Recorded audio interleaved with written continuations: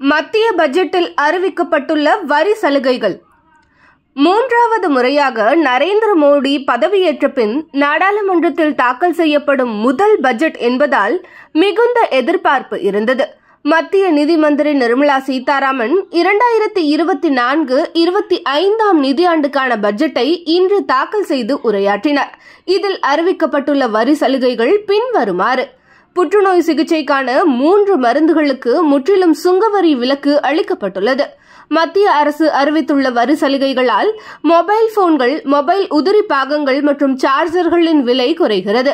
மேலும் தங்கம், வெள்ளிக்கு இறக்குமதி வரி 15% இருந்து 6% குறைக்கப்படுகிறது.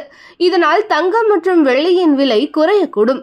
இதேபோல் பிளாட்டினத்துக்கான இறக்குமதி வரி 12% இருந்து 6.4% குறைக்கப்படுகிறது. பிளாஸ்டிக் பொருட்களுக்கான இறக்குமதி வரி உயர்த்தப்படுகிறது. ஆன்லைன் வர்த்தகத்துக்கான டிடிஎஸ் பிடிப்பு குறைக்கப்படுகிறது.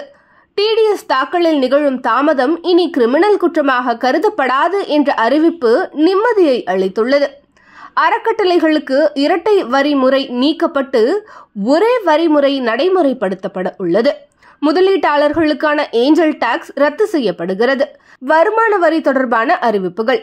புதிய வரி விதிப்பு முறையில் தனிநபருக்கான வருமான வரி சலுகையில் நிலையான கழிவு, அதாவது ஸ்டாண்டர்ட் டிடக்ஷன் 50,000 இருந்து 75,000 உயர்த்தப்பட்டுள்ளது.